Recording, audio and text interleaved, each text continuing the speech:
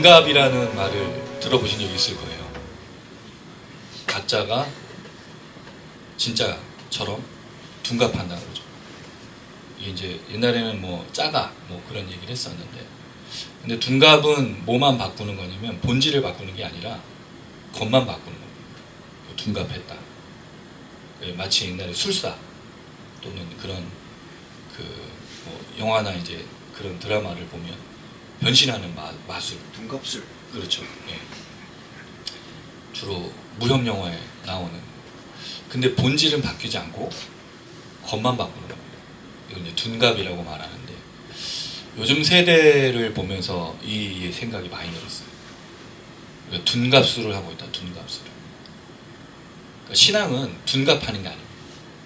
신앙은 변화하는, 리포메이션. 그래서 우리가 리폼드 처치입니다. 개혁교회.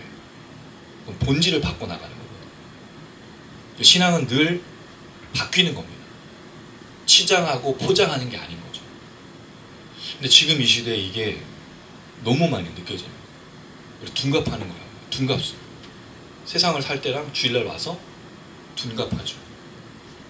그리고 또 교회에서 모습과 세상이 다르죠. 왜? 여긴 둔갑했으니까 이제 원래로 마치 그 신데렐라가 12시 종이 쳐지면 호박으로 돌아가고, 그 다음에 신데렐라가 원래 삶으로 돌아가는 거죠.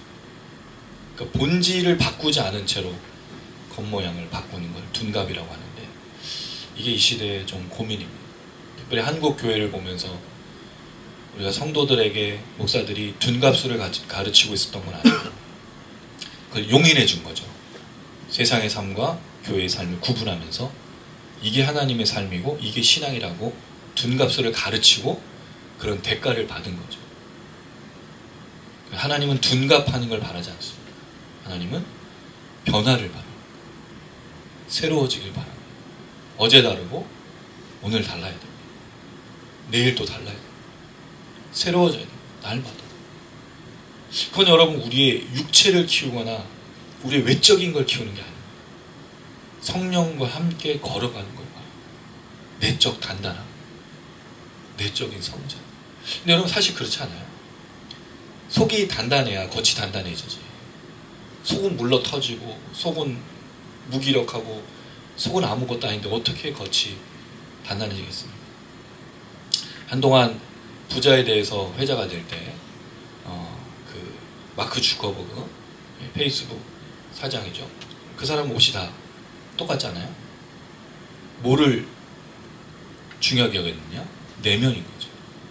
근데 사실 우리가 내면을 키우는데 별로 투자하지 않는다는 거예요. 스펙이라는 용어가 여러분 뭐와 다 관련되어 있죠? 외적인 거 아닌가요? 내면을 키우는 게 아니에요. 그럼 어느 순간 내적인 것은 지쳐버리고 내적인 것은 그걸 따라가기도 버거움이 되는 거예요. 그러니까 괴리가 오는 거죠, 늘. 왜? 우리가 사람이라는 게 여러분 정말 신기한 건데 괴리가 오거든요. 외적인 삶과 내적인 삶이 일치하지 않으면 괴리가 옵니다. 그때 갈등이 오죠. 따라가기 버거운 것 때문에 힘들고 지치고, 그러니까 뭐를 하죠? 술을 먹고 마약을 하고 담배를 피고 유흥을 즐기고 쾌락을 즐기는 거예요. 근데 내적으로 단단하고 내적으로 변화가 시작되면요 별로 이게 중요해요. 왜? 외적 삶과 내적인 삶이 동일하기 때문에. 그래서 예수님은 언제든지 자신을 편안하게 보여주셨던 거죠. 내추럴 하셨어요. 근데 우리는 자꾸 갖춰야 되는 거죠.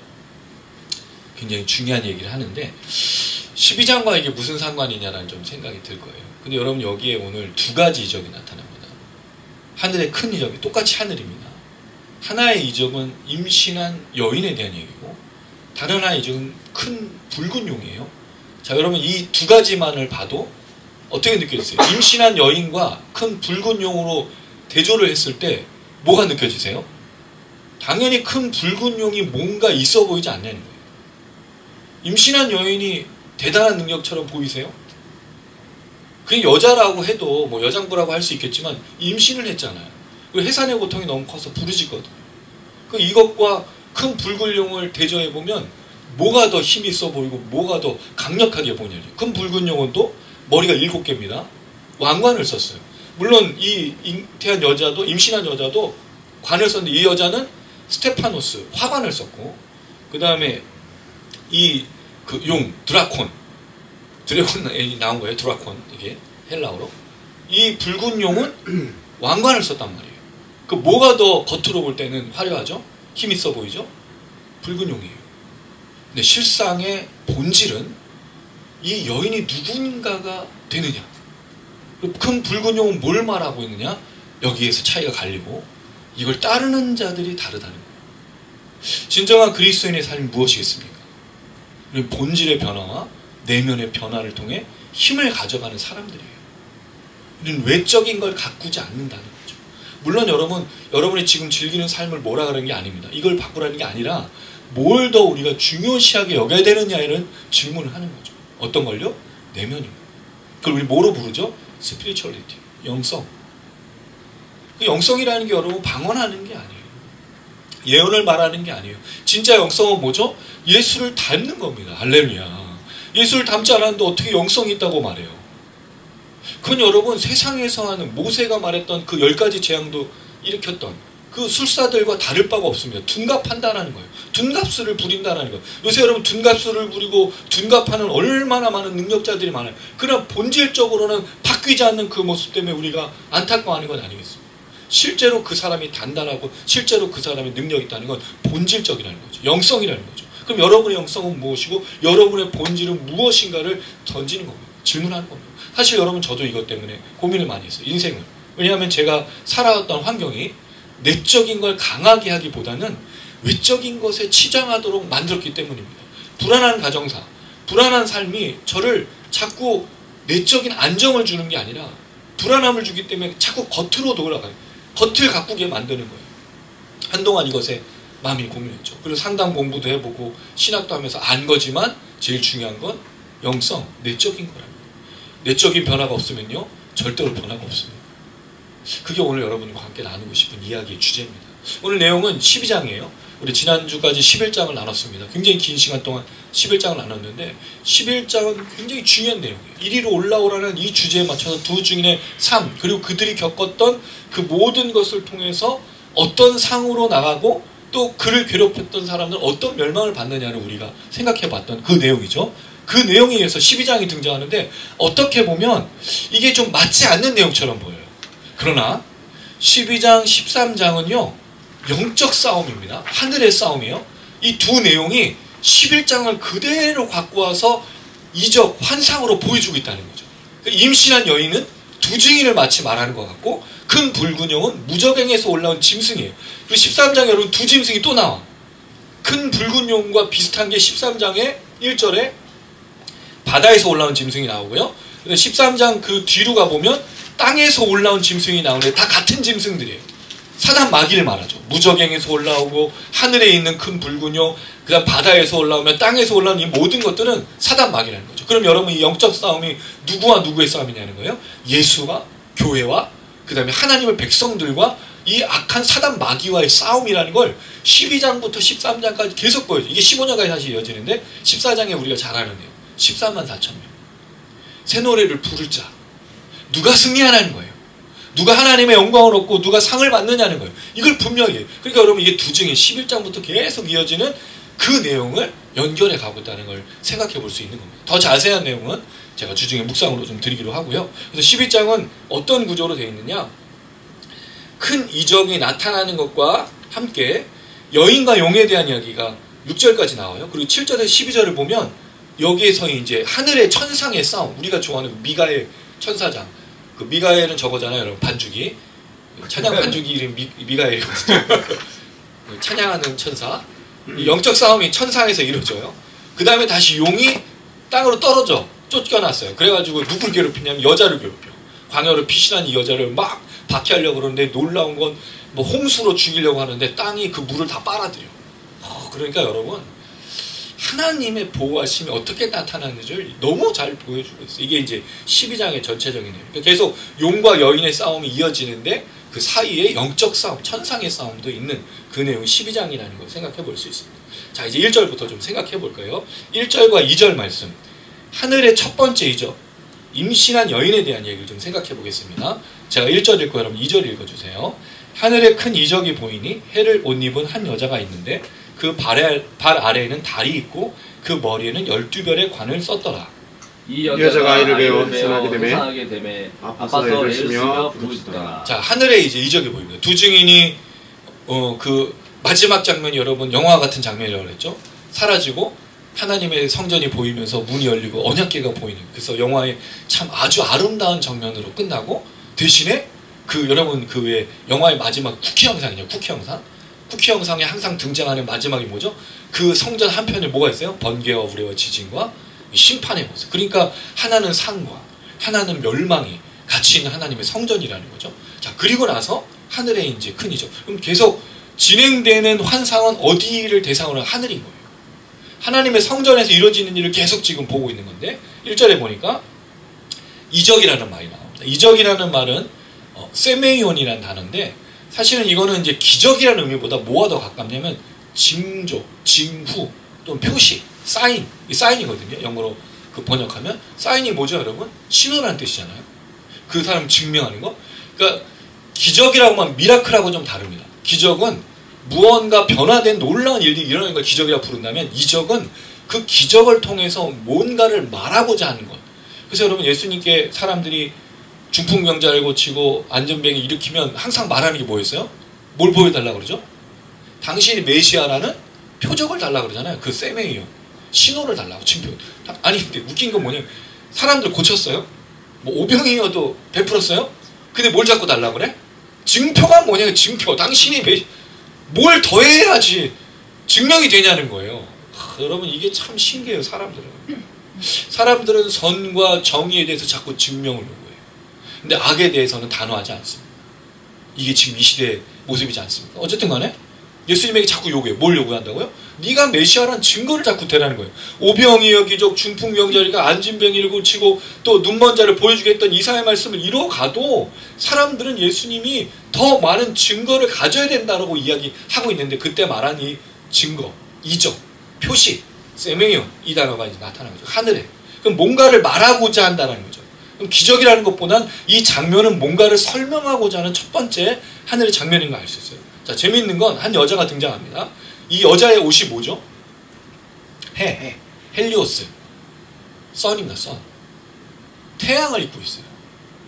사실은 태양을 진짜 이렇게 입을 수는 없죠. 이건 아마 상상력이, 상징력이니까 아마 빛과 해 같은 거로 둘른 해처럼 나타난 그런 모습을 하고 있는 거예요. 자, 또 하나. 이 여인이 밟고 있는 건 뭘 밟고 있죠? 달을 밟고 있어요. 실제로 달을 이렇게 밟은 건 아니겠죠. 근데 이런 장면을 통해서 뭔가를 이 여인을 통해서 얘기하고자 하는 것을 분명하게 알 수 있습니다. 자, 여러분, 해를 둘렀다라는 거, 해를 또 입었다라는 이 표현이 어디서 나타나죠? 우리 그 분명히 살펴본 내용 중에 있어요. 먼저 이게 요한계시록 말씀에서 좀 생각해 보겠습니다. 요한계시록 1장 16절. 요한계시록 1장 16절. 그 다음에 10장 1절 2절. 이건 계시록 1장 16절을 우리 혜빈 집사님 읽어주시고, 계시록 10장 1절 2절은 우리 웅 집사님 이름 한번 읽어주세요. 계시록 1장 16절, 그 다음 10장 1절 2절. 그의 오른편에 7별이 있고 그의 입에서 좌우에 날선건이 나오고 그 얼굴은 하얀 빛이 것 같다. 자, 누굴 말하는 거죠? 예수 그리스도를 말할 때 그의 얼굴이 뭐가 비치는 것 같다고요? 해가. 그러니까 사실 예수님의 얼굴 해는 아니에요.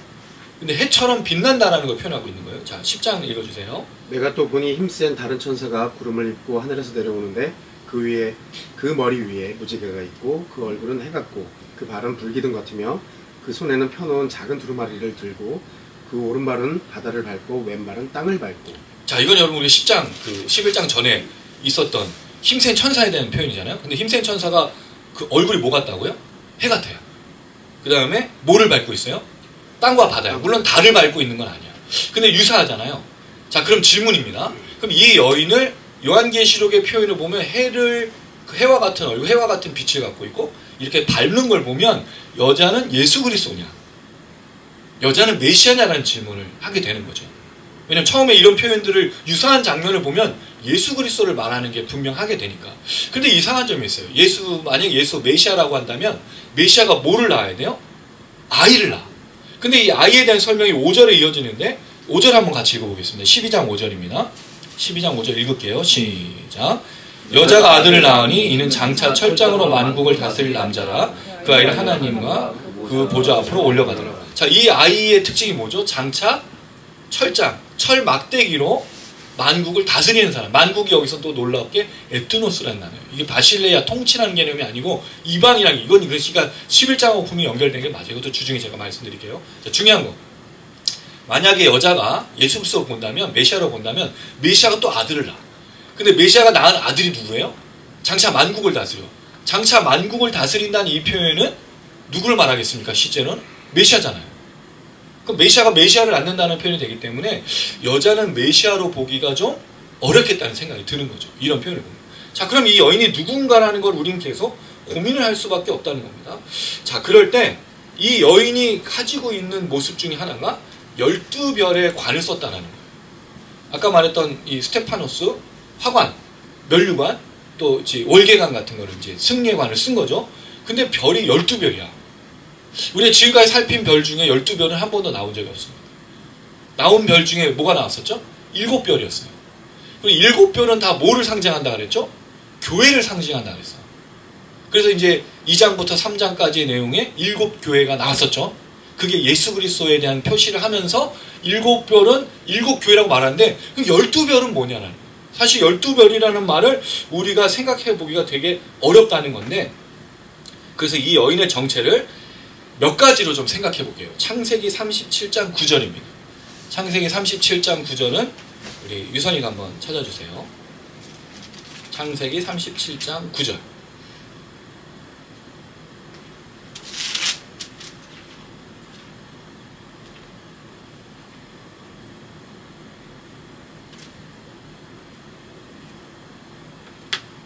창세기 37장 9절입니다. 요셉이 다시 꿈을 꾸고 그의 형들에게 말하여 이르되 내가 또 꿈을 꾸되 해와 달과 열한 별이 내게 절하도이다 합니다. 자, 요셉이 꾼 꿈이에요. 요셉이 이것 때문에 결국에는 노예가 돼서 팔려가게 됐죠. 여기에 뭐가 나옵니까? 해, 달, 11별. 자, 해는 누구를 여기서 말하는 거죠? 아버지, 이삭. 그 다음에 달은 리브가, 엄마 리브가. 그 다음 마지막 11별은 자기 형제들을 말하는 거겠죠. 그래서 이 해, 달, 11별을 보면 요셉이 꾼 꿈을 이루는 것을 말하는 것 아니겠는가 라고 하는데, 유대계 문헌에서는 이 구절을 어떻게 해석을 하고 있냐면, 해를 아브라함으로, 그 다음에 달을 이삭으로, 그 11별을 그 형제들로 이제 보면서 유대교 문헌은 그렇게 이걸 해석해 온 거예요. 그럼 무슨 뜻일까요? 이 전체적인 내용을 12지파를 말하는 것이겠다. 창세기 37장 9절을 통해서 해, 달, 별이라는 내용을 보면 결국 이것을 통해서 나타난 12지파를 말하는 걸 보니까 이 내용은 구약의 12지파를 의미하는 것이 아니겠는가 라는 생각을 한다는 거죠. 이걸 좀 더 생각해 볼 수 있는 구절이 몇 가지가 더 있어요. 이건 좀 찾아볼게요. 또 우리 주아가 이사야서 60장 19절에서 20절, 이사야서 60장 19절에서 20절, 미나가 61장 10절을 읽어주시고, 그 다음에 우리 국간사님이 62장 3절 5절입니다. 이사야서 60장 19절 20절은 주아가, 61장 10절은 미나가, 62장 3절 5절은 우리 국간사님이 읽어주십시오. 다시는 낮에 해가 내 빛이 되지 아니하며 달도 내게 빛을 비치지 않을 것이요 오직 여호와가 내게 영원한 빛이 되며 내 하나님이 내 영광이 되리니 다시는 내 해가 지지 아니하며 내 달이 물러가지 아니할 것은 여호와의 영원한 빛이고 내 생품의 낙이 되리니. 이 말씀을 보면 해와 달로 표시된 게 뭐냐면 예루살렘입니다. 이스라엘 백성이에요. 그러니까 이사야에서는 해와 달이 사라지지 않는다는 말은 하나님 빛이 된, 영원한 빛이 된다고 했을 때 이스라엘 백성들을 말하고 있는 것이다 라는 생각이 드는 거죠. 자, 그 다음에 61장 10절 읽어주세요.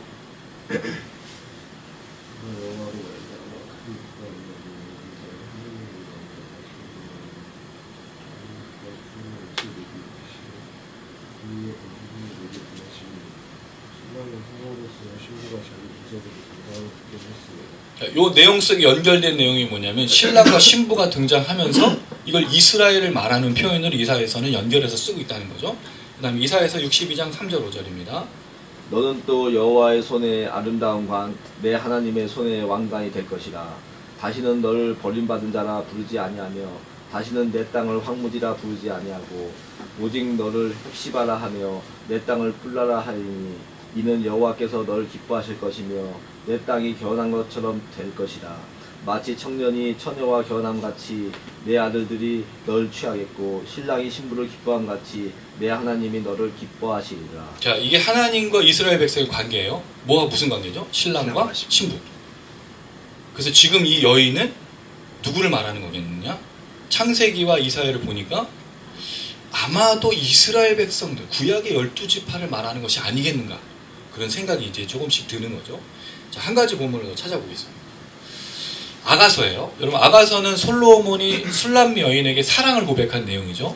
이게 이제 실제적으로는 사랑의 내용인데 칼빈과 루터는 이거를 영적으로 해석해서 교회와 그리스도와 메시아의 관계를 설명하는 것으로 씁니다. 아가서 6장 4절, 우리 혜빈 집사님, 그 다음 6장 10절은 웅 집사님이 한번 읽어주십시오. 아가서 6장 4절과 6장 10절입니다. 엘사라가 너희 디르사같이 어여쁘고 예루살렘같이 곱고 깃발을 세운 군대같이 당당하구나. 6장 10절이요. 아침 빛같이 뚜렷하고 달같이 아름답고 해같이 맑고 깃발을 세운 군대같이 당당한 여자가 누구인가? 아, 이걸 보니까 아가서의 말씀이 조금 더 오늘 본문 같지 않습니까? 해를 둘러있고 달을 밟았다는 걸 당당한 거잖아요. 그러니까 술람미 여인이 이 솔로몬이 좋아했던 이유는 당당했습니다. 이 여인은 사실은 피부가 검고 어떻게 보면 인종적인 차이가 좀 있지만 솔로몬에게서 볼 때는 굉장히 아름다움, 그리고 그의 강건함, 그러니까 이게 오늘 나오는 여자와 유사하다는 거죠. 그랬을 때 구약 창세기와 이사야서 말씀을 아가서를 보면 여인이라는 존재가 해를 두르고 달을 밟고 있다는 표현은 구약 이스라엘 백성들 12지파를 말하는 것처럼 보이고, 이걸 만약에 신약으로 확장하면 예수와 교회의 관계, 사실 이 아가서가 예수와 교회의 관계니까 12사도를 의미한 이 7별이 이제 별을 이제 교회로 본다면 12사도와 12사도로 시작된 교회를 말하는 게 아니겠네요. 그럼 이 여자가 누구처럼 보이는 거죠? 이스라엘 백성 구약엔, 신약에는 하나님의 성도인 그리스도인들을 말하는 것으로 볼 수 있겠다는 거죠. 그랬을 때 이 여인이 낳은 아들이 메시아라는 게 굉장히 중요한 거예요. 근데 여러분, 이게 이 여인을 다른 거로 사실은 학자들은 해석하지 않습니다. 이건 제가 여러분들에게 찾아서 드린 게 아니라 주석과 그 많은 학자들의 얘기를 정리해서 드린 건데, 이 내용을 보면 분명히 그렇다는 생각이 들어요. 그 결국 여인은 누구냐? 하늘의 큰 표적이 나타났을 때 등장한 이 여인, 임신한 이 여인은 성도를 말하는 거죠. 왜 이게 중요하냐면 11장에 두 증인이 등장했잖아요. 그 두 증인은 뭐 하는 사람이었죠? 하나님의 복음과 말씀을 증거했던, 메시아이신 예수의 말씀을 증거하고 그가 다시 오실 것을 증언했던 사람들에 대한 이야기였어요. 그랬을 때 이 여인도 동일하게 그 그리스도인들, 구약의 이스라엘 백성들, 그리고 12지파, 12사도, 교회의 모습을 담고 있다는 게 더 정확하다는 거죠. 이렇게 보는 게. 왜냐하면 이 싸움이 지금 계속 이어지고 있는 거거든요. 자, 그랬을 때 우리가 이 내용을 전제로 하고 오늘 본문을 보면 좋겠습니다. 자, 이 여인은 또 이런 고통을 갖고 있어요. 2절에 보니까 아이를 배웠어요. 아이를 배웠다는 말은 사실은 그 직역하면 정확한 표현이 아이라는 표현이 없어요. 자궁에 가졌다는 뜻입니다. 근데 이게 관용적인 표현이에요. 마태복음에 그 마리아가 예수님을 가졌다고 말할 때도 잉태했다는 표현이 이 뜻입니다. 뱃속에, 자궁 속에 가졌다. 그게 바로 이제 관용적인 표현인데, 어쨌든 아이를 배웠죠. 자, 그런데 뭐 하게 되었습니까? 아이를 배웠으니까 당연히 뭘 할까요? 해산하게 되죠. 출산하게 되는 겁니다. 자, 그런데 여기 이게 있어요. 아파서 애를 쓰며 부르짖더라. 세 가지 동작이 나타나는데 아프다고 되어 있습니다. 사실 여러분이 아프다라는 말은 정확하게는 아프다는 뜻이 아니라 산고를 겪다라는 뜻이에요. 그러니까 이 아프다라는 말 자체가 아픔이 아니라 산고를 겪다라는 뜻인데, 이게 딱 두 번, 신약에 3번 나오는데 갈라디아에서 2번이고 오늘 요한계시록 딱 한 번 나오는 표현이에요. 자, 그 다음에 이어진 애를 쓰며, 애를 쓰며라는 단어가 사실은 고통을 말하는 표현입니다. 사실 이게 바사니조라고 해서 요한계시록에 5번 나오는데, 요한계시록 9장 5절에서는 괴롭게 하다, 계시록 11장 10절에도 즐거워해서 괴롭게 하다 이런 뜻을 하는데, 괴롭게 하다, 고통을 주다, 그런 뜻으로 나타나고 있어요. 자, 그러면 이렇게 생각할 수 있죠. 아파서란 말이 산고를 겪는데 왜 산고를 겪으니까 고통스럽다는 거죠. 여러분, 이건 그 출산해 본 사람들이 가지는 고통이잖아요. 저는 제가 그 실제로 우리 아내 그 출산할 때 그 산고를 겪을 때 바로 들어가서 옆에서 제가 탯줄을 잘랐으니까 눈물밖에 안 나고 근데 고통을 겪을 때는 뭘 어떻게 해줄 수가 없다 그러잖아요. 제가 예전에 한번 설명드렸는데 출산의 고통이 얼마나 심각한 거냐, 입을 이렇게 잡고 그대로 뒤로 접기는 거다고. 상상을 해도 무섭지 않습니까? 그래서 진짜 그 아내가 막 욕을 하면서 내가 다시는 뭐 아기를 갖나 봐라. 그랬더니 또 우리 장모님이 또 같이 가셨잖아요. 근데 출산할 때 절대 장모님은 모시고 가는 게 아니다. 내 딸이 괴롭잖아요. 저는 아들이 아니잖아요. 사위잖아요. 내 딸 어떻게 할 거냐고. 내가 뭘 어떻게 해. 왜 막 뭐라 그러시는 거예요. 그래서 내가 어떻게 해드릴 수는 없고 그랬더니 무통분만 주사가 그때 있었어요. 근데 무통분만 주사는 통증이 시작되기 전에 해야지 통증이 시작된 다음에 아무 의미가 없는 거거든요. 의사한테 무통분만 주사 맞지 않겠다고 저를 막 그렇게 뭐라 그러면서 아내가 출산하고 우리 아들을 탯줄을 자르면서 뽑았죠. 우리 아들이 나오는데 지금도 생각해보면. 그리고 우리 주아도 제가 또 들어가서 우리 주아 때는 조금 더 수월했어요. 이제 둘째 출산을. 셋째가 되면 거의 남편은 같이 안 간다고 그러더라고요. 거의 이제 출산이 도가 튼 거니까. 어쨌든 산고를 겪는데 진통스러워. 얼마나 고통스러우면 여러분 우리가 고통스러울 때 뭐를 지르죠 항상? 소리 지르지 않습니까? 너무 괴로우면 참을 수가 없으니까 항상 소리 지르는 이유가 그거죠. 여자를 만약에 교회로 본다면, 그리고 이 여자를 이스라엘의 구약의 이스라엘 백성들 그리고 신약의 교회로 본다면 아이를 잉태해서 낳는 과정이잖아요. 근데 이 아이가 5절에 보니까 누구라고 우리가 생각했죠? 메시아, 예수 그리스도. 구약에서는 메시아이신 예수를 기다리는 역사가 있었어요. 그 역사가 쉽지 않았죠. 그들은 그 예수를 메시아를 기다리면서 광야를 겪었고 또 가나안 땅에 정복해서 그 안에서 역사를 이뤄가며 삽니다. 그렇게 다윗과 여러 왕조를 통해서 걸어가지만 메시아를 온전히 기다리지 못하고 나라가 망했어요. 포로로 잡혀갔죠. 또 돌아오기도 합니다. 그러나 절대로 그것을 회복하지 못하고 메시아가 오기만을 기다렸는데 계속 그 세월은 무슨 세월이었죠? 로마라는 나라에 압제당하는 그런 시대였다는 거예요. 그러니까 이스라엘 백성들은 늘 누군가에게 외세의 침략을 당해서 빼앗긴 그런 땅에서 분명히 하나님이 그 땅을 주신다고 약속했는데 그걸 잃어본 적이 거의 없는 그런 삶을 살았어요. 그게 구약의 역사고 그게 초대교회 예수님이 오시기까지 역사였던 거예요. 얼마나 그러니까 메시아를 기다리는 그 삶이 결코 만만치 않은, 녹록치 않았던. 근데 시편과 여러 선지서를 읽어보면 그들이 그 메시아를 기다렸던 모든 갈망과 소망을 갖고 있는 걸 알 수 있어요. 그리고 고통스러운 그 모습을 보여준다는 거예요. 또 하나, 만약에 이 아이를 예수로 보고 메시아로 본다면 실제로 오셔서 이 땅 가운데 교회가 시작되었을 때 교회 또한 메시아이신 예수를 믿고 따르는 게 쉽지 않았어요. 그 믿음 자체가 어려웠다는 거죠. 여러분 제자들도 예수님을 따르긴 했지만 믿는 것이 쉽지 않았어요. 언제 이들의 믿음이 확실하게 됐죠? 예수님이 부활하시고 나서, 성령님이 오시고 나서. 그리고 시작된 그들의 삶이 뭐죠? 2000년 동안 내내 뭘 기다렸어요? 예수님이 오심을 기다렸잖아요. 근데 이게 뭐로 보는 거냐면 이 환상은 산고로 보는 거죠. 나올 듯 오지 않는 여인이 제일 큰 고통으로 예수 메시아를 기다리고 예수 메시아가 오는 것, 성취되는 것을 바라본 구약의 역사, 신약의 역사, 지금 우리의 역사를 말하고 있다는 거죠. 이렇게 본다면. 그래서 저는 이게 분명히 여인은 교회와 성도와 구약의 이스라엘 백성들 그리고 오늘 이 시대에 다시 주님이 오신 걸 기다리는 여인이 바로 성도들의 공동체이지 않겠는가. 그래서 그 아이, 다시 오실 주님을 기다리는 그 지난한 삶, 마치 여인이 출생하고 잉태하고 산고를 겪는 것처럼 어려운 과정이지 않겠는가. 그래서 여러분 신앙은요 쉽지 않아요. 여러분 우리가 믿음 생활하면서 교회를 다니는 게 아니고 교회에 출석하는 게 아니고 제대로 된 신앙으로 산다는 게 쉬운 적 있으세요 여러분?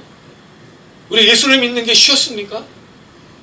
우리가 처음에 예수를 믿고 물론 그 감격과 은혜가 있지만 은혜가 중간중간 있지만 쉽지 않아요. 교회를 왔다 갔다 하는 게 아니라 진짜 예수를 믿고 있다면 이게 주님 다시 오시기를 기다리는 이들의 고통이었다는 거예요. 산고를 겪듯이. 그래서 여러분 우리가 어려운 거예요. 예수의 다시 오심을 기다리는 게 쉬운. 그러니까 여러분 이게 요한계시록에 있는 거죠. 이게 우리만 기다리는 게 아니잖아요. 우리는 사실 2000년이 지나서 어떻게 보면 지금 거의 포기 상태. 근데 이 사람들은 예수님 오신다고 말한 게 뭐라고 얘기했죠? 내가 그 하늘로 떠나면서 내가 간 것처럼 속히 오리라고 몇 번을 얘기했어요.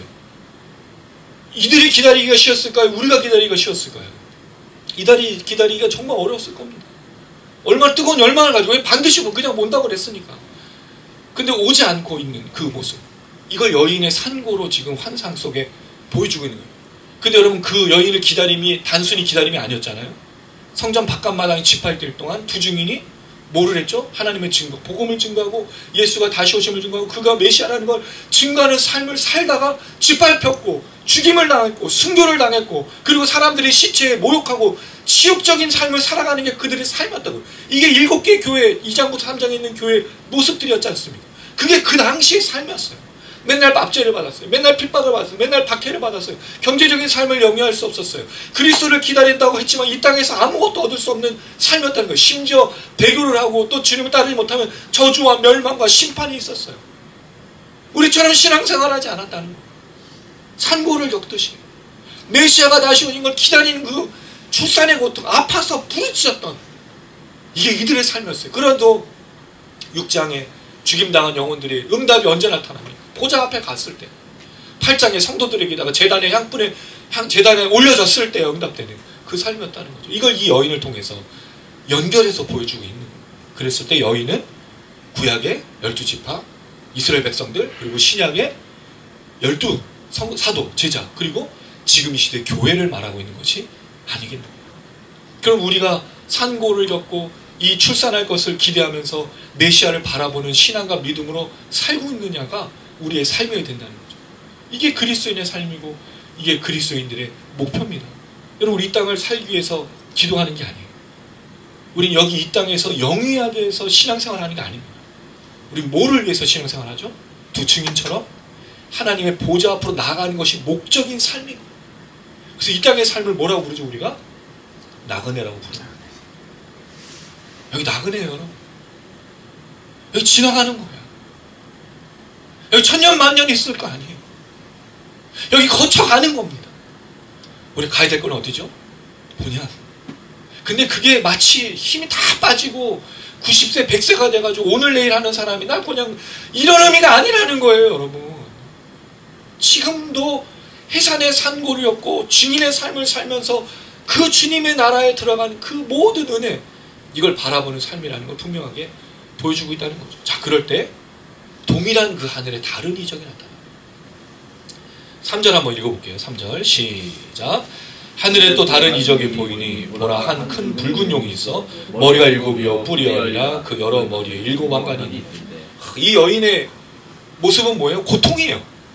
괴로움이에요. 여러분 진짜 그 소리 들어보신 적 있어요? 저는 생전 처음 들어보는 거예요. 아내가 출산하는 그 소리. 진짜 기이한 소리가 들렸어요. 그 신음소리를 표현할 수가 없어. 너무 고통스러우니까 야, 이런 소리가 나는 건가? 그렇게 싶을 정도로 너무 고통스러운 희한한 소리가 나요.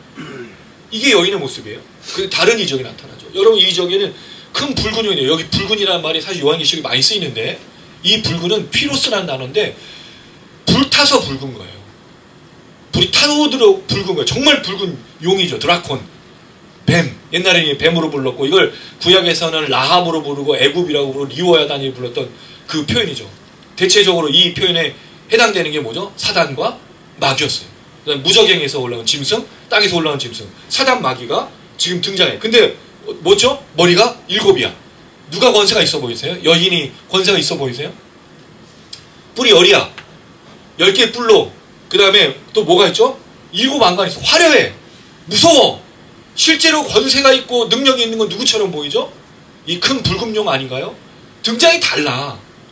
임신해서 소리 지르고 아이고 아파요 하고 말하는 여인과 어떻게 보면 진짜 권세를 가지고 있는 것처럼. 여러분, 세상이 이렇습니다.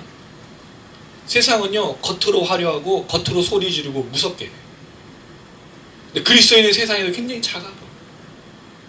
우린 늘 아무것도 아닌 것처럼 여겨져. 실상은 그렇지 않다는 거죠. 이걸 자세하게 보여줘요. 자, 또 하나 4절 읽어볼게요. 4절 시작. 그 꼬리가 하늘의 별 3분의 1을 끌어다가 땅에 던지더라. 용이 해산한 여자 앞에서 그가 해산하면 그 아이를 삼키고자 하더니. 자, 실제로 이 이 용의 핵심, 이 용의 실체는 힘은 어디서 나옵니까? 5절에, 4절에 보니까 꼬리에 있어. 여러분 이거 어디서 본 것 같지 않으세요?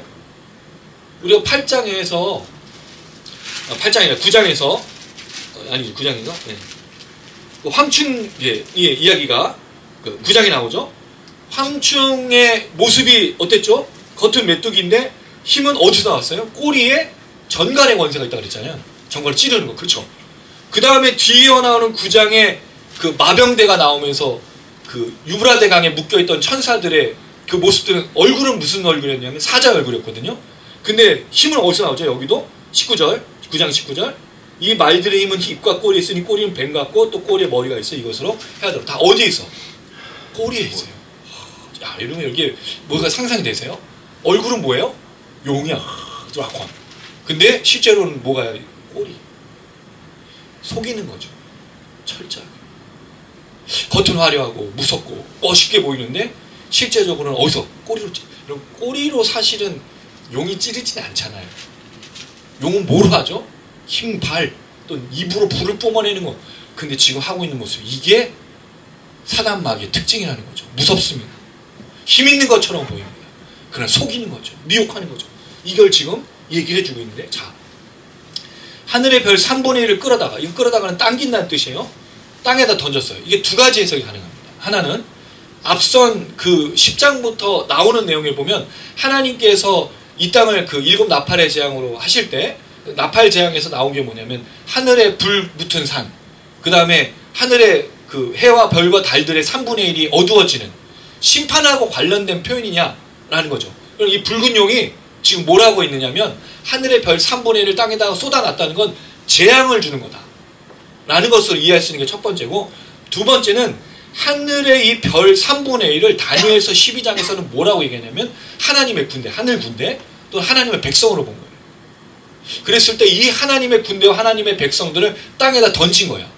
자, 여러분 이게 뭐처럼 느껴지세요? 하나는 심판과 재앙으로 이 큰 용이 이 땅 가운데 쏟아내고 있는 거다. 아니면 두 번째, 하나님의 그 백성들을 괴롭히고 있는 것이다. 이 두 의미가 완전히 다르죠. 첫 번째 의미와 두 번째 의미가 있는데 여러분 어떤 것을 느껴지세요? 이 큰 용이 하는 거예요. 재앙을 지금 하나님의 명령을 받아서 재앙을 이 땅에 쏟고 있는 것이다. 아니면 하나님의 백성들을 괴롭히고 있는 것이다. 어떤 게 맞는 것 같습니까, 여러분? 예, 하나님 백성을 괴롭히는 게 맞는 것처럼 보여져요. 여러분 이게 두 증인과 관련된 거잖아요. 두 증인에서 하나님이 두 증인을 괴롭히니까 성의 10분의 1을 무너뜨렸죠. 7,000명을 죽였잖아. 이걸 큰 용이 보복하는 거죠. 하나님의 이런 역적인 역사가 이건 거예요. 사단 마귀는 계속 하나님의 백성을 공격하며 보복하는 거예요. 하나님 심판해? 그럼 나도 보복해. 이게 지금 계속되어지는 이 땅의 역사예요. 지금까지 이루어졌던 영적인 싸움이고 영적인 전쟁. 여러분 그리스도인들의 삶이 편안하지 않습니다. 우리가 이 땅을 살아가는 게 만년 행복하고 아무 문제 없이 행복하고 평안한 게 아니에요. 더 우리가 하나님의 말씀을 따르려고 하면 뭐가 있겠습니까? 핍박이 있어요. 박해가 있어요. 그게 신앙의 현실입니다. 우리가 세상과 타협하면 아무 일을 하지 않죠. 세상에 따라서 신앙을 살아가면 아무 문제가 없어요. 그러나 내가 하나님의 말씀을 따르고 하나님의 나라를 위해서 살려고 하고 그 뜻을 따라 순종을 하려고 하면 뭐가 시작돼요? 핍박과 박해가 시작되는 겁니다. 이게 영적인 싸움인 거예요. 그게 방언하고 예언하고 대적하는 게 영적 싸움이 아니라 순종하는 삶을 통해서 드러나는 거예요. 그러니까 여러분 우리가 조금이라도 하나님의 말씀에 순종하면 마귀가 일어나는 거죠. 기도하려고 하면, 내가 예배 드리려고 하면, 내가 순종의 걸음으로 걸려고 하면 무슨 일이 자꾸 생기는 거예요. 어려움들이 생기는 거예요. 왜 그렇겠습니까? 우리를 속이고 우리를 무너뜨리고 우리를 낙심하게 하고 절망하게 해서 뭐를 버리게? 하나님을 거부하고 신앙을 버리게 하려고 수많은 일들을 벌이고 있는 게 이 큰 용의 싸움, 마귀의 역사라는 거죠. 자, 근데 여러분 이 마귀가 하는 걸 보세요. 이 용이 하는 것, 여자 옆에 서 있어. 여기 서 있다는 나라가 빠졌는데 해산하려고 하는 여자 옆에 서 있어. 지켜보고 있어. 뭐 하려고요? 아이를 낳으면 삼키려다만 잡아먹어. 이거 두루마리로 삼키다, 그때 기억나시죠? 그 단어 똑같이 썼어요. 여자가 아이를 낳으면 뭐 하려고요? 집어먹으려고 하는 거예요. 왜? 메시아가 이 땅에 오는 건 누구에게 문제죠? 사단 마귀에게 문제 아니에요? 그러니까 예수님이 뭐 하지 못하도록 했죠? 십자가를 지지 못하도록 40일 광야에서 금식하고 난 다음에 나와서 명령한 다음에 유혹한 다음에 마지막 그 유혹이 뭐였습니까? 성전 꼭대기 올라가서, 성전 꼭대기가 아니라 천하 만국이 보이는 곳에 올라가서 뭐라고 하죠? 내게 무릎 꿇으면 내가 다 줄 거야. 이게 뭐죠? 뭐를 지지 못하게 하는 거예요? 십자가를 못 지게. 근데 여러분 이게 말이 안 되죠. 왜? 사단 마귀가 천하 만국을 줄 수가 있다는 없다라는 거. 그리고 예수님이 사람들을 구원하는 방법은 십자가 외에는 없어요. 죄인을 구원하는 방법은 예수님이 십자가 달린 어린 양이 되지 않으면 누구도 구원받을 수 없는 거예요. 그래서 사단 마귀는 어떻게 하죠? 그 방법 말고 뭐가 있다고? 다른 방법이 있다는 거예요. 이게 사단의 특징입니다. 미혹의 특징. 뭐가 있다고요? 다른 게 있어. 다른 방법이 있어. 이것 말고 더 편한 방법이 있어. 이렇게 하는 게 더 쉬운 방법이 있어. 그러니까 여러분 우리가 들려지는 이야기 속에 쉬운 거, 편한 거 이게 꼭 좋은 것만은 아니라는 거죠. 그 길의 끝에 뭐가 있는지, 뭐를 포기하게 되는지를 반드시 생각해야 된다는 거예요. 예수님이 만약에 십자가의 길을 걷지 않고 사단 마귀가 무릎 꿇었다고 칩시다. 천한만국을 줬다고 칩시다. 그럼 다시 뭐가 와야 돼? 메시아가 또 와야 돼. 다시 십자가를 질 그리스도가 와야 되는 거예요. 예수님이 십자가에 달려 죽으셨기 때문에 우리의 모든 죄의 권세가 사라지고 죽음의 권세가 우리를 주장하지 않게 된 겁니다. 할렐루야. 예수님이 그 것을 넘어서 쉽게 편하게 갔다면 그렇지 않아요. 이게 용이하는 거예요. 메시아를 죽이려고 출산하기만 해봐라. 그런데 여러분 이걸 보세요. 얼마나 비열해. 얼마나 비겁해요. 얼마나 조잡해. 용이 하는 짓거리가 뭐예요? 자기 힘과 것에 싸우는 게 아니라 꼬리로 찌르고 그 다음에 여인의 그리스도만 그 아이만 출산하기를 바라는 이 교묘한 방법이 이게 사단 마귀입니다. 사단 마귀는요 힘이 있는 게 아니에요. 능력이 있는 게 아니에요. 물론 능력 없는 건 아니지만 전지전능하지 않습니다. 무소부지하지 않아요. 그러니까 우리가 사단 마귀를 부를 필요가 없어. 우리 누구를 불러야 되죠? 주 예수 이름 믿으라. 부르라. 구원하신다고 말씀하신 약속하신 대로 역사하신다는 거죠. 자, 그리고 나서 이 사건, 자 하늘에 두 가지 사건이 있어요. 여인의 출산, 여인, 큰 붉은 용의 이 큰 싸움. 근데 결론이 뭐냐? 이건 뒤에도 더 이어지지만 오늘 5절 6절까지만 봅니다. 제가 5절 읽고 여러분 6절 읽어주세요. 5절 제가 있습니다. 여자가 아들을 낳으니 이는 장차 철장으로 만국을 다스릴 남자라 그의 하나님 앞과 그 보좌 앞으로 올려가더라. 그 여자가 광야로 도망하며 거기서 1220일 동안 그를 양육하기 시작하여 하나님이 예비한 곳이 있더라. 얼마나 힘들어요? 출산 자체도 힘들지만 근데 지금 뭐가 기다리고 있어요? 사단 마귀가 아이를 먹으려고 지금 늘 우리 신앙이 그래요. 여러분. 우리는 평탄한 길을 걷는 게 아닙니다. 우리 가는 길에 호시탐탐 우리의 실족, 우리가 유혹으로 넘어지는 걸 기다리는 존재가 있어요. 왜? 자기와 함께 멸망길로 가기 원하는 사단 마귀가 호시탐탐 서서 우는 사자처럼 노리고 있는 거예요. 뭐 하기만 바라죠? 조그만한 거 하나 실수하기를, 조그만한 거 하나를 마음을 열어주기를 바라면서 우리가 문을 열어야 들어오는 거예요. 사단 마귀가. 사단 마귀가 여러분 우리의 마음을 조장하는 게 아닙니다. 만약에 그렇게 되면요 죄는 누가 짓게 되는 거예요? 내가 짓는 게 아니고 누가 지은 거죠? 사단 마귀가 짓는 거잖아요. 그럼 내가 왜 얘기를 해? 사단 마귀가 한 건데. 그렇지 않아요. 여러분. 내가 마음을 열어주고 내가 허용하는 겁니다. 이게 사단 마귀의 특징이에요. 여자가 아들을 낳습니다. 자, 그런데 여기 놀라운 일이 벌어져. 이 아이에 대한 설명, 철장으로 만국을 다스릴 남자, 이건 그리스도라는 얘기는 주중에 묵상을 더 드리기로 하고, 그 아이를 낳자마자 하나님 앞에 그 보좌 앞으로 올라가는 역사가 있어요. 누가 지키고 있었는데? 이렇게 막 호시탐탐 하면서 입맛을 다시면서 있었는데 바로 그 아이가 이 끌어당기는 똑같은, 단어는 똑같은 건 아니에요. 이끌려 올라간 겁니다. 하나님 보좌 앞과 하나님 앞이라는 단어 우리가 살펴본 적이 있어요. 4장에 하나님의 보좌 앞에 24장로가 네 생물이 하나님 경배와 찬양했던 거. 6장에 죽임당한 영혼들, 이 복음과 순교에서 죽임당한 영혼들이 있었던 그 하나님 보좌 앞으로 지금 올라가는, 뭘 말하죠? 승천. 자, 근데 신기한 게 있어. 그리스도라면 반드시 겪게 되는 게 뭐가 있어요, 여러분? 죽음이잖아요. 근데 이 아이는 죽지 않고 바로 승천해서 올라간다는 거죠. 이건 이제 싸움이 패배가 없는 승리의 싸움이라고 학자들은 보는 겁니다. 여기서 아이가 죽을 필요가 없는 거예요. 왜? 이미 죽임당한 어린 양으로 등장했기 때문에. 여기서는 뭐만 있어요? 이제 승천과 다시 오시는 승리 역사만 있는 걸 보여주기 위해서. 자, 그렇게 하나님이 끌어가시는, 이게 두 증인의 모습과 유사하지 않습니까? 지금 계속 연결되는 거예요. 하나님의 복음과 하나님의 말씀을 그렇게 전하고 나누는 사람들에게 있어야 될 것이 무엇이냐? 하나님께서 반드시 역사하시고 데려가신다는 거예요. 하나님께서 이 사람들을 끌어가신다는 거예요. 여러분, 우리의 인생은 그렇습니다.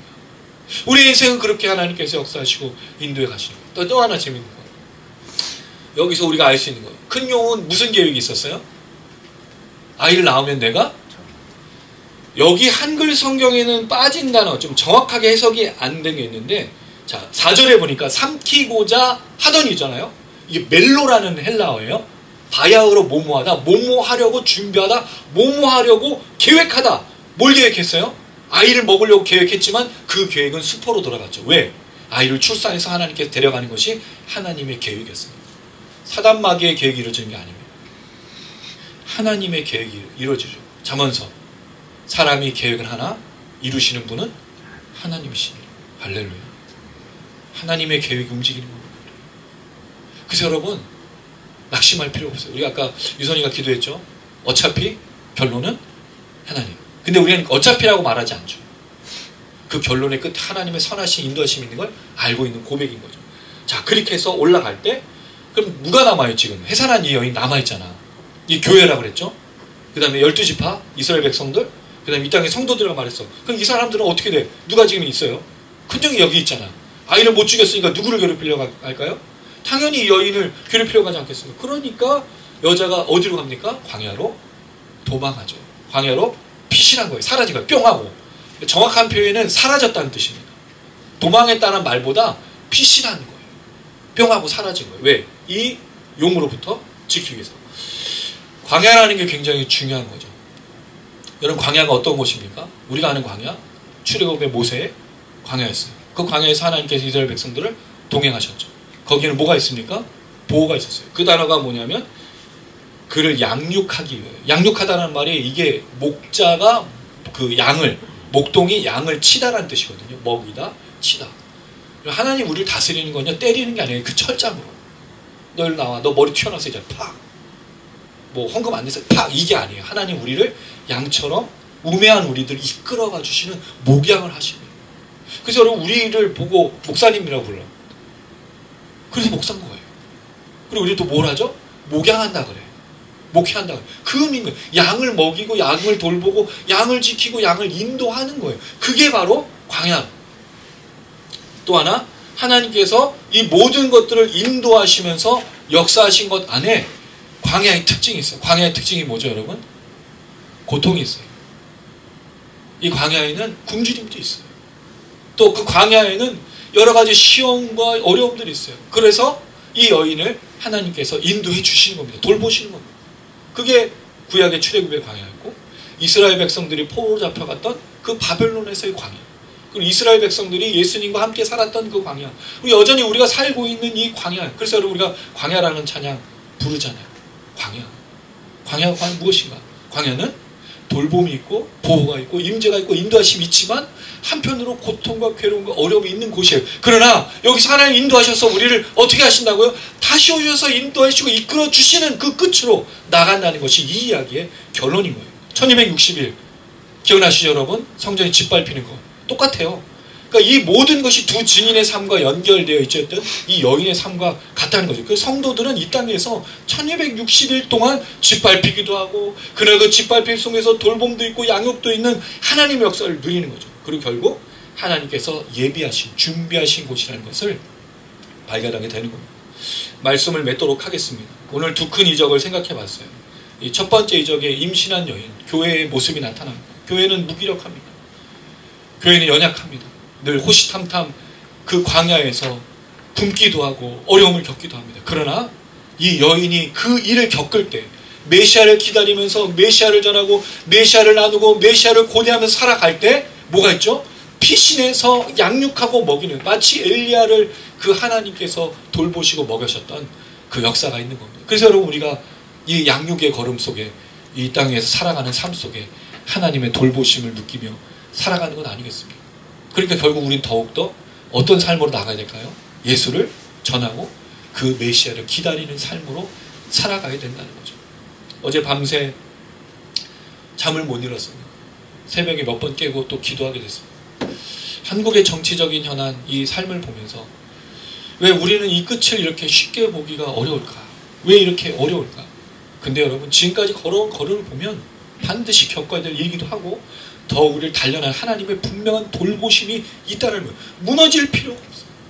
낙심할 필요가 없습니다. 이 한국의 현실뿐만 아니라 우리 삶에서도 마찬가지입니다. 우리가 걱정할 필요, 염려할 필요 없어요. 왜? 하나님 반드시 우리를 돌보시고 인도하시는 거죠. 그러나 여기서 사는 동안에는 뭐가 있다고요? 큰 용, 마귀, 그런 영적인 싸움과 괴롭힘과 이 또 어려움게 하는 것, 무너뜨린 것, 박해, 핍박, 모든 것이 있다는 걸 기억해야 되는 거예요. 근데 그 박해와 핍박이 뭐냐라는 거예요. 못 먹어서가 아닙니다. 내가 이 땅에서 내가 하고 싶은 걸 못 누리는 게 핍박과 박해가 아니라 예수를 기다리는 삶 속에서 이루어지는 그 끝까지 붙드는 삶 속에서 역사하는 그 핍박과 박해가 된다는 걸 잊지 않아야 된다는 거죠. 그렇게 살아가.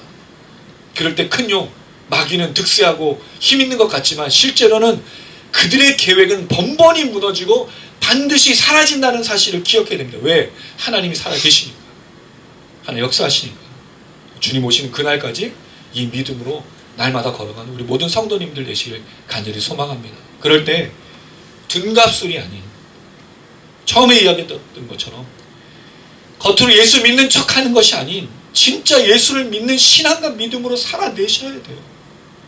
예수를 기다려야 되는 겁니다. 임신한 여인처럼 그리스도를 위해서 살아가기 위해서 해산의 고통을 갖는 그 몸부림치는 믿음의 역사들이 있어야 되는 거예요. 근데 여러분 이걸 하지 않으면 금방 사단 마귀에게 넘어가서 세상 유혹에 빠져가서 세상 가치관이 그냥 살아가는 거예요. 어떻게 살다가 오는지 모르고 예배를 드리러 오는 거예요. 어떻게 살아가는지도 모르고 기도하게 되는 거예요. 그래서 여러분 우리가 둔갑술이 아닌 진정한 변화와 새로운 삶을 살기 위해서 꾸준히 노력하고 애쓰고 기도하고 부르짖고 그렇게 그리스도를 기다리는 삶으로 날마다 살아가야 한다는 걸 잊지 않으시고 그렇게 살아가신 우리 모든 성도님들 되시기를 주님의 이름으로 축원합니다. 아멘.